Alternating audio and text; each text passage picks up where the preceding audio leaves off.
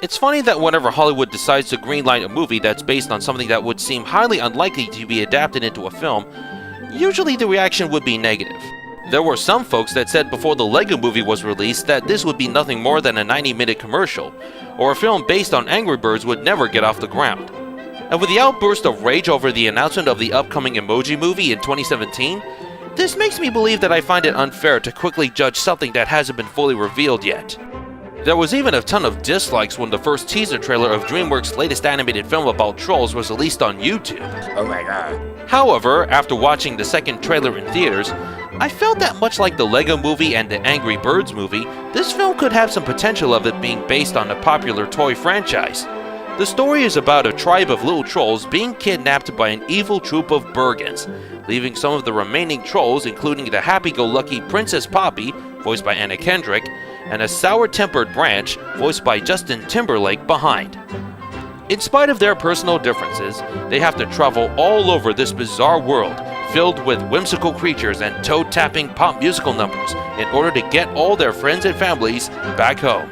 In other words, no troll gets left behind. He's trying to help us. I don't like the looks of him. He seems to know what he's talking about.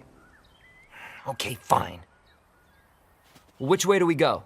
First, you have to give me a high five, then I'll tell you. I don't do high fives. Slap it, boss. Not gonna happen. Here, just do this, but with your hand. Thank you for that demonstration. Really cleared up exactly what I will not be doing. Branch, it's a high five. The others lead to certain death. Get perspective. Okay. Now I'm thinking we hug. Admittingly, the story did have some predictable moments with a touch of a Cinderella story on the side, but in execution, it does manage to be fun and exciting while also being self-aware at certain tropes. It also helps that the movie has a fine taste of choosing the right pop songs for the particular scenes.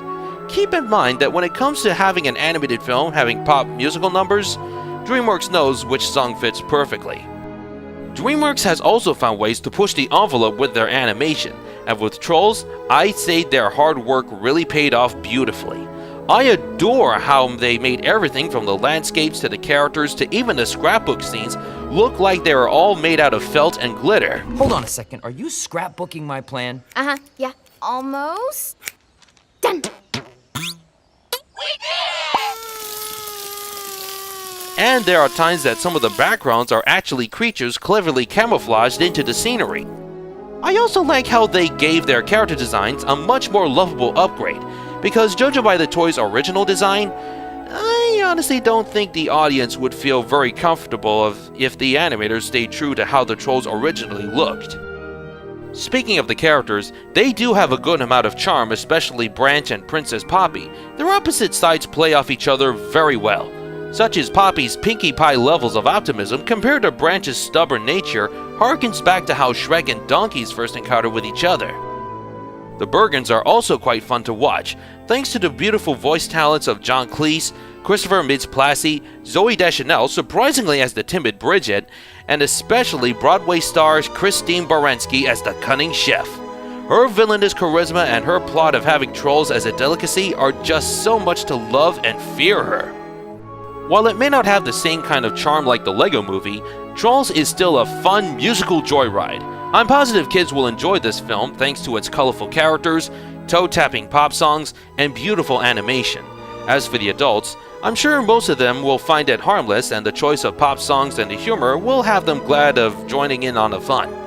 I could definitely see this be another big franchise for DreamWorks, especially as an animated TV series on Netflix.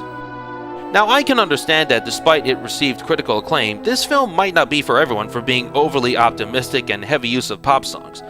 But personally, films like this are meant to be more an escape from the harsh realities of our everyday lives. This film is truly worth to go out and see in theaters, especially for those who are young at heart.